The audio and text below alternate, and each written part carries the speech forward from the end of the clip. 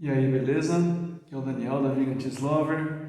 E sabe que tem uma coisa que eu tenho falado muito para os meus alunos, que é em relação aos ingredientes, né? Então, a gente precisa entender qual a função dos ingredientes, por que eles estão sendo requisitados em uma determinada receita.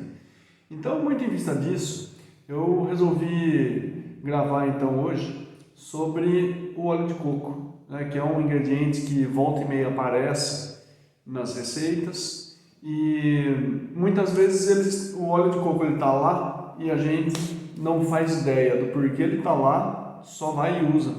Será que é possível a gente substituir esse óleo de coco por azeite, por óleo de girassol, alguma coisa assim? Ou será que omitir esse óleo de coco da receita também, tudo bem? Essas questões elas só podem ser respondidas de uma forma mais categórica se a gente entender qual é a função do óleo de coco naquela receita. O óleo de coco ele pode assumir algumas diferentes funções. Então, uma vez que a gente entende mais ou menos o que ele está fazendo ali, é possível a gente partir para essas substituições ou não. Bom, primeiro de tudo, o que vem a ser o óleo de coco? O óleo de coco ele é um extraído, vamos dizer assim, né, da polpa do coco maduro, do coco fresco. Tá? Isso é feito por um processo mecânico, normalmente é feito a frio, e esse extraído ele é composto basicamente por gordura. Tá? Tem alguma porção de minerais, de vitaminas, mas isso é bem residual no óleo de coco. O óleo de coco ele não tem algo que a gente possa considerar como de grande valor nutricional. Né? Não, acho que não é por aí a coisa. Mas o importante é a gente perceber que a gente está falando de gordura. Tá? E das diferentes gorduras que existem, o óleo de coco ele tem uma peculiaridade, porque um pouco mais de 80% dessas gorduras que estão ali, elas são gorduras saturadas. Tá? Ou seja, normalmente, já devem ter ouvido falar, que as gorduras elas estão divididas em gorduras insaturadas e gorduras saturadas. Isso daí, rapidamente, ela é associada como gordura boa e gordura má. É uma gordura que vai fazer bem para o colesterol, vai aumentar o colesterol bom e vai diminuir o colesterol ruim, ou o contrário, vai aumentar o colesterol ruim, enfim. Fato é que não necessariamente a gente pode colocar nesses termos, mas a gordura saturada diz respeito à cadeia, entre os átomos de carbono. Quando a gente fala de gordura saturada, quer dizer que só há ligação simples entre esses carbonos. Quando a gente fala de uma gordura insaturada, aí há a presença de ligação dupla, pelo menos, ou tripla, mas no caso do óleo de coco, ligações duplas entre essas cadeias de carbono. Ou seja, é possível alguma coisa acontecer ali quimicamente, introdução de algum outro átomo, por exemplo. Tá? Agora, para a gente isso não tem tamanha importância. Pelo menos essa conversa química da coisa. O desdobramento disso na prática, aí sim é muito mais relevante para a gente. Tá? E qual é o desdobramento prático disso daí? Normalmente as gorduras saturadas, elas são sólidas em temperatura ambiente, e as gorduras insaturadas, elas são líquidas em temperatura ambiente. Tá? Isso é um ponto importante que logo mais eu vou amarrar essa questão de sólido e líquido para os queijos vegetais, tá bem? Agora, o fato é que em relação ao próprio tamanho das cadeias de gordura do óleo de coco, assim, tem já um benefício para a gente, porque é um tipo de gordura de mais fácil digestão para o nosso corpo, e também é um tipo de gordura que é facilmente utilizado pelo nosso organismo na produção de energia. Ou seja, isso daí não vai ser acumulado no nosso tecido adiposo, ou seja, na nossa camada de gordura, né, como outros tipos de gordura podem ser facilmente armazenados. Tá? Então, esse é um dos benefícios de estar se utilizando óleo de coco. Porém, quando a gente fala de queijos vegetais, a gente vai usar, primeiro, uma quantidade que não é uma quantidade absurda de óleo de coco. Né? Então, em relação à questão de saúde, eu acho que nem chega a ser de tamanha discussão justamente pela quantidade que a gente está usando. É claro que tem alguns queijos vegetais que eles vão demandar uma quantidade um pouco maior de óleo de coco, né? Outros uma quantidade menor, mas mesmo assim não é uma quantidade absurda que a gente vai usar. Tá? E depois, né, o aspecto nutricional do óleo de coco, ele, como eu falei, ele não é lá grande coisa, e isso quer dizer que a diferença de um óleo de coco para um outro, por exemplo, e que tem perdas ou pode ter perdas no aspecto nutricional, para a gente não vai também fazer grande diferença, vai ser meio que irrelevante isso, tá? Agora, nós vamos usar pouco e também nós não vamos fritar, né? Ele não vai ser elevado a temperatura muito alta, então não vai ter grande problema para a gente. Bom, quando a gente está falando então de óleo de coco, e como eu acabei de comentar aqui, entre diferentes tipos de óleo de coco a gente pode ter uma diferença nutricional.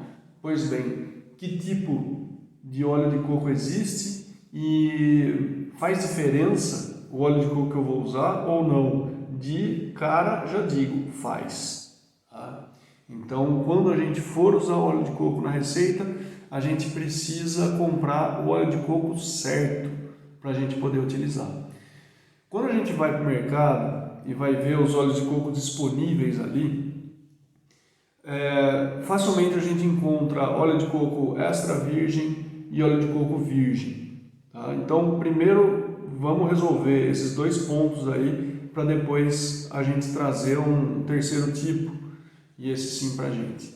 O óleo de coco extra virgem e o virgem, primeiro, o que fazem deles estarem próximos dentro dessa classificação, né? Ou o que tem de comum entre eles é o processo de prensagem a frio, sobre o qual o coco é submetido, né? A polpa do coco é submetida. Então, estamos falando que não há um aquecimento superior a 45 graus Celsius. Tá? Isso daí é meio que uma condição estabelecida para esses processos de extração de óleo e que daí vão ter essas denominações de extra virgem ou virgem, né? Isso daí diz respeito à extração a frio. Primeiro ponto, maravilha. Agora depois, o extra virgem, ele tem alguma característica que o virgem não tem, tá? Ou o óleo de coco virgem, ele tem algo a mais que o extra virgem não tem, né? Ou seja, a gente vai falar de um grau de pureza da coisa. Então, o extra virgem é a polpa do coco, ponto final, tá? É a polpa do coco purificada ali, é só ela mesma. O óleo de coco virgem, sabe quando a gente pega aquela polpa do coco e desprende ela da casca, né? A gente tem, ela é praticamente toda branca, a não ser aquela parte de fora dela que tem uma película marrom, certo? Essa película marrom, ela vai junto na produção do óleo de coco virgem, coisa que para o extra virgem isso já não acontece. Então daí esse grau de pureza diferenciado entre os dois tipos de coco, tá? Agora, dito isso, há um outro tipo de óleo de coco e é esse principalmente que a gente busca para fazer os nossos queijos vegetais, que é o óleo de coco sem sabor. Tá? E ele não tem sabor porque ele passou por um processo de refinamento e desodorização. Ou seja, a gente já tem alguns passos a mais, né, dentro dessa indústria de produção do óleo de coco, no qual esse óleo ele vai ser refinado, né, ele vai ser filtrado, tem toda uma série de passos, né, que vão acontecer para que esse refino ele seja feito, e depois a própria extração do sabor do óleo de coco. Isso normalmente é feito com alguns filtros, né? Então, por isso que eu disse em relação a uma filtragem, mas é uma filtragem que precisa ter um elemento ativo ali, né? Normalmente é o carvão ativo que é utilizado, porque ele acaba por segurar essas moléculas aromáticas. Agora, quando a gente vai comprar um óleo de coco sem sabor, dificilmente a gente vai achar as palavras extra ou virgem no rótulo desse óleo de coco. Porque isso quer dizer, ou pelo menos é um indicativo, de que no processo de produção do óleo de coco sem sabor, a gente vai ter temperaturas mais altas do que 45 graus. Tá? Para o óleo de coco em especial, isso não vai trazer maiores problemas, mas, como eu falei, esse óleo de coco sem sabor, ele vai ter uma redução no seu aspecto nutricional, mas também, já falei, isso daí não é de tamanha importância para a gente.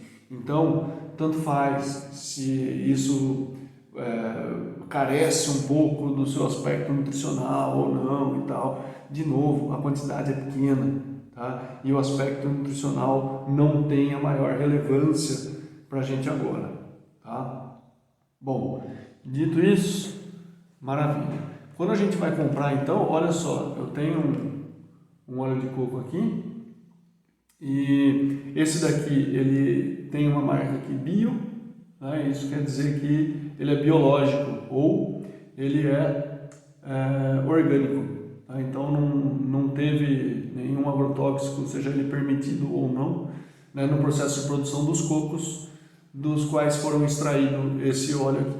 Tá? E aqui ele não tem nenhum indicativo, como eu disse, se ele é um óleo de coco virgem ou extra virgem, justamente porque ele é sem sabor. Tá? E isso daqui tem indicação aqui, né, de que ele é óleo de coco desodorizado para fritar, assar e utilizar na wok. Maravilha.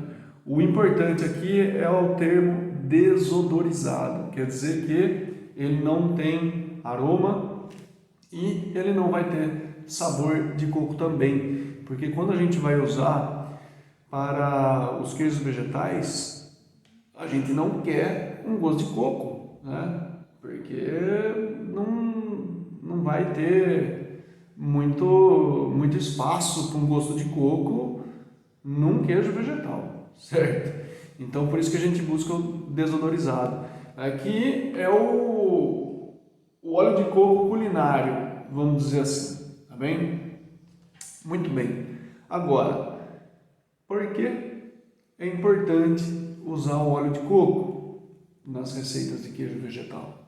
Bom, eu acho que até agora, pelo menos já deve estar claro que não é pelo aspecto nutricional que a gente vai usar óleo de coco. Né? Também não é para que tenha algum tipo de sabor, né, no queijo vegetal, porque a gente está usando o óleo de coco desodorizado.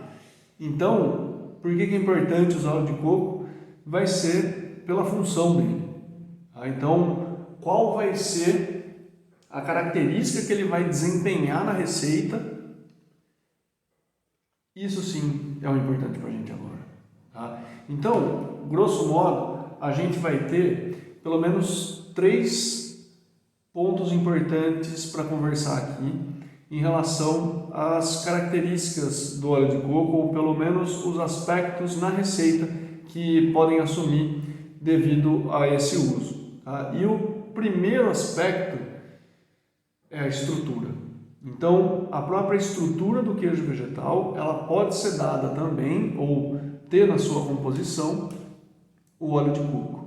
E isso por quê? Olha só, eu já falei, mas vou mostrar uma coisa que talvez, dependendo da região do Brasil, talvez nunca viram isso na vida. Mas olha só, o óleo de coco aqui, ele está sólido, tá? E ele está sólido por quê? Porque nesse ambiente que eu estou agora e no qual esse meu óleo de coco ele está sendo armazenado, a temperatura seguramente ela está abaixo dos 25 graus Celsius. Tá? Caso a temperatura estivesse acima dos 25 graus Celsius, ele já estaria na forma líquida. Isso quer dizer que se a gente vai usar o óleo de coco como uma estrutura, a gente já está pensando nesse aspecto solidificante do óleo de coco. Tá? É por isso que a gente usa isso em algumas receitas e a gente coloca pelo menos, normalmente quando tiver alguma receita que para cada xícara ou para cada chávena de castanha ou de leite vegetal que está sendo colocada tiver pelo menos mais do que 2, 3 colheres de sopa de óleo de coco, ele está entrando como estrutura, tá? Para sustentar aquele pedaço de queijo ou aquela peça de queijo vegetal. Tá? Quando a gente fala de receitas que vão trazer aquele caráter de derreter, ou pelo menos de amolecer, é um termo que eu gosto mais de usar, o óleo de coco ele também tem uma boa representação, justamente porque o queijo vegetal ele amolece com a temperatura. E essa estrutura que o óleo de coco dá abaixo dos 25 graus, ou pelo menos quando ele está no frio, né, vai se perder quando ele for esquentado. Então a gente tem essa sensação de amolecimento do queijo vegetal. Tá?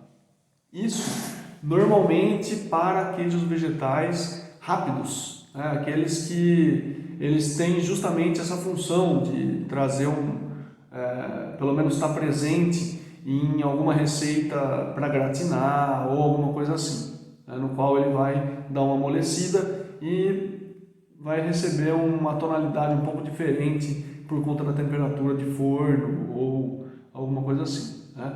Porém, a gente pode também usar o óleo de coco para alguns queijos vegetais que vão ser fermentados, eles vão ser curados, mas o processo de cura dele vai ser um pouco mais reduzido. Tá? Então, quando a gente quer ganhar um pouco de tempo no processo de cura, a gente pode usar do artifício do óleo de coco, né? Uma vez que, na hora que essa peça estiver no frio, né, estiver na geladeira, no frigorífico ali, ela vai ficar mais sólida. E na hora que a gente tirar do frio e for comer, isso daí, claro, vai dar uma amolecida um pouco maior. Mas ainda assim, a gente consegue manter um pouco esse caráter um pouco mais rígido, né, dessa peça. Então, algo que alcançar-se-ia com a maturação, né, porque a maturação ela envolve um processo de secagem ou de perda de água, né, perda de umidade do queijo, e conforme esse queijo vegetal ele vai perdendo umidade, ele vai ficando cada vez mais consistente, né, a gente pode então colocar esse aspecto da consistência com o óleo de coco e reduzindo então o tempo de maturação.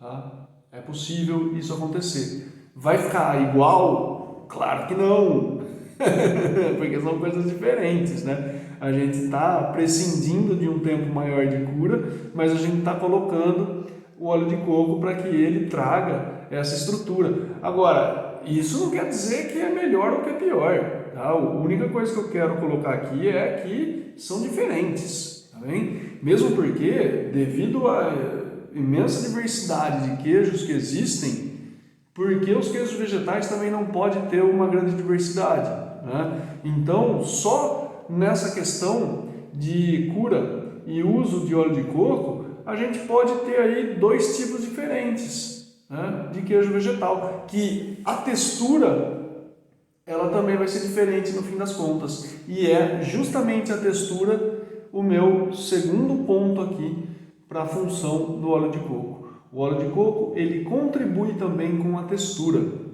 Olha só, no começo do vídeo eu falei que isso aqui é praticamente gordura, né? É um extraído composto de praticamente gordura, tá? Qualquer coisinha de minerais, de vitaminas e tal, mas para arredondar 100% gordura, né? Arredondando, claro que não é, mas arredondando. E daí, o que a gordura faz? A gordura, ela traz sensação de boca, tá? Os queijos tradicionais, eles têm muita gordura. Inclusive, foi justamente quando eu entendi os queijos tradicionais como um pacotão de gordura envelhecida que eu comecei a colocar isso de lado, né? Falei, não cabe mais para mim isso. Mas, de qualquer forma, a gordura, ela compõe a nossa experiência sensorial, né? Quando a gente come aquilo lá e a gente percebe uma certa untuosidade naquela massa, aquilo lá pode remeter mais próximo de um queijo vegetal, tá? Inclusive, às vezes, né, vocês podem prestar mais atenção, mas de repente você vai fazer um queijo vegetal que ele seja com base, por exemplo, de feijão branco. Vamos imaginar aí, né? Alguma coisa com base de feijão branco. Fatalmente, a receita ela vai pedir óleo de coco ou alguma outra fonte de gordura, porque o feijão branco ele é basicamente proteína, né? E a gente precisa ter uma fonte de gordura para trazer aquela sensação muito mais próxima de um queijo. Então, a presença do óleo de coco é importante para a gente ter essa untuosidade, para a gente ter essa sensação de boca que chegue próxima de um queijo também, tá? Bom, então, estrutura, textura e um próximo ponto que a gente pode colocar para o óleo de coco é base nutricional para determinados fungos. Nossa, como assim? Agora eu explico. Se é uma base nutricional, estamos falando do quê? Isso daí vai ser alimento, tá? Ou, pelo menos, vão ser cadeias importantes para que determinados fungos eles possam quebrar isso em partes menores. E um fungo em especial, vocês até conhecem esse fungo, mas talvez não estejam ainda associando o fungo ao que eu vou dizer. Mas o nome dele, científico, Penicillium roqueforti. Justamente. Esse fungo, ele é utilizado nos queijos de mofo azul. Aqueles queijos que têm as veias azuis ou que, quando olha por fora, ele tem toda uma cobertura azul. Azul, assim, entre aspas, porque a tonalidade ela pode mudar um pouco, né? Desde um azul mais claro, né, caminhando para um azul mais escuro até um verde, tá? Com diferentes tonalidades de cinza, podendo ter um escurecimento até um pouco maior. Nossa, então temos aí essa diversidade de cores, mas enfim, a espécie do micro-organismo em questão é a mesma, tá? Penicillium roqueforti. E esse fungo, ele tem uma preferência para viver num ambiente um pouco mais rico em gordura, porque ele se utiliza dessa gordura no seu metabolismo. Então, só para, enfim, ao título de curiosidade, porque também não vai mudar um pouco a vida de vocês, né? Mas essa gordura ela vai ser quebrada em ácidos graxos menores, né? E esses ácidos graxos depois eles vão ser transformados em metilacetonas. Essas metilacetonas é que vão trazer aquele aroma e depois o sabor característico do queijo azul. Tá? Assim, é uma informação que talvez não vá servir para muita coisa, mas pelo menos ela serve para algo. Para a gente pensar que o dia que a gente for fazer um queijo do tipo Roquefort, ou a gente vai utilizar o mofo azul para fazer algum tipo de queijo vegetal, a gente vai precisar de alguma fonte de gordura extra para que a gente possa ter justamente o caráter do mofo azul. Porque do contrário, a gente vai fazer um queijo azul, imagina lá, se usar só base de amêndoa para fazer um queijo azul. A hora que ficar pronto, você esperou lá uns 2 meses e meio, ficou pronto, a hora que você vai comer, nossa, aquela água gelada sendo despejada na sua cabeça, porque você esperou 2 meses e aquele gosto que você queria que tivesse de queijo azul não está lá. Ou se está, ele está bem sutil. E aí, onde foi que eu errei? Não teve uma fonte extra de gordura para que esses fungos eles pudessem então trabalhar isso daí e produzir os compostos que dão aroma e que dão sabor a esse queijo azul. Tá? Então, é muito importante a gente saber algumas dessas questões justamente para não errar depois. Ou ver uma receita e às vezes, tá faltando uma fonte de gordura aqui, hein? Será que o óleo de coco ali dá jeito? Pode ser que sim. Tá? Bom, agora, ainda assim, é possível a gente perceber alguns erros, né, no uso do óleo de coco, principalmente na incorporação dele. Porque muitas vezes, quando a gente vai fazer uma receita e essa receita pede o óleo de coco, nem todas elas vão dizer o passo a passo de como trabalhar esse óleo de coco para que ele seja devidamente incorporado. Né? Então, primeiro, se a gente pegar ele nessa condição que ele está aqui, tá? Enquanto algo mais sólido, só pegar uma colher disso daqui, colocar na nossa massa e tentar misturar, bom, pode ser que não dê certo, ou pode ser que a gente não tenha uma incorporação homogênea disso daí. Por isso que é importante colocar o óleo de coco na forma líquida e aí sim a gente incorporar na nossa massa. Tá? Agora, volta numa informação que eu falei e pode ter passado batido para vocês. O óleo de coco, a temperatura de 25 graus, ela é importante, porque para baixo disso ele solidifica, para cima disso ele se liquefaz. Então, por que eu vou levar esse óleo de coco a 95 graus para ele ficar líquido, se a 30 ele vai ficar líquido igual? Né? E mais, o ganho que eu vou ter dele a 30 e não a 90 e tanto, na incorporação da minha massa, vai ser muito maior, porque ele não está entrando com um diferencial de temperatura muito grande. Tá? E isso é muito importante por um segundo ponto até que as pessoas mais erram. Quando a gente está introduzindo um óleo nessa mistura, vejam vocês que essa mistura ela tem líquidos ali também. Né?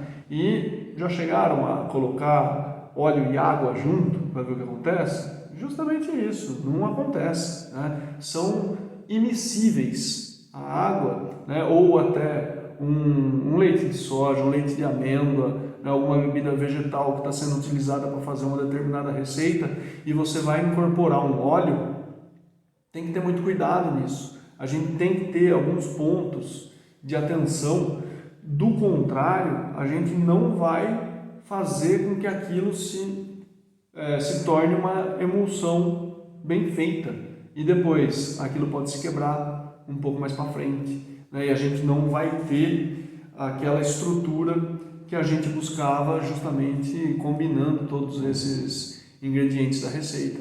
tá? Então percebam que é importante primeiro a gente colocar o óleo de coco numa temperatura mais amena, ainda assim líquido, justamente para promover uma emulsão maravilhosa, uma emulsão que ela se arraste aí ao longo do tempo, né? Que ela não se quebre, que não seja uma emulsão fraca. E isso é muito importante, tá? Agora, para a gente poder transformar ele dessa maneira sólida aqui para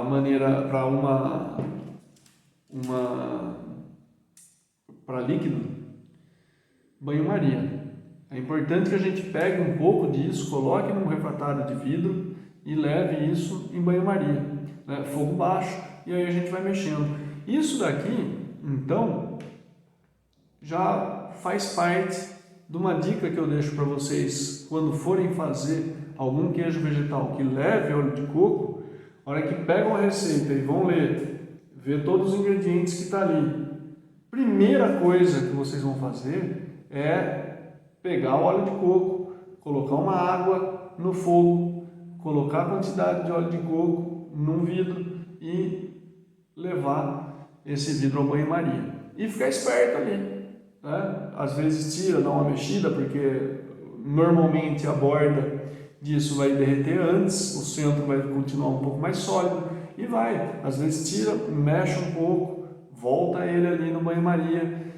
Porque enquanto está buscando os outros ingredientes e organizando todo o cenário para fazer esse queijo vegetal, esse óleo de coco já vai sendo trabalhado. Na hora de incorporar, ele não tem problema nenhum. Ele não vai estar muito aquecido, porque é possível a gente controlar isso. Normalmente, quando que a gente aquece demais o óleo de coco? Quando a gente está com pressa, né? Eu preciso dele líquido super rápido, urgente. Aí mete fogo alto ali e a coisa vai, a temperatura vai lá para cima. E isso pode pôr em risco a receita. Tá? E aí é ingrediente que foi usado à toa, é tempo que foi perdido, é aquela velha história. Então, se a gente fizer tudo com programação e consciência, vai dar certo. Tá bem? Fica essa dica aí. E escrevam que eu vou respondendo as dúvidas que vocês vão tendo ou algumas temáticas que vocês queiram que eu fale um pouco mais. Até a próxima.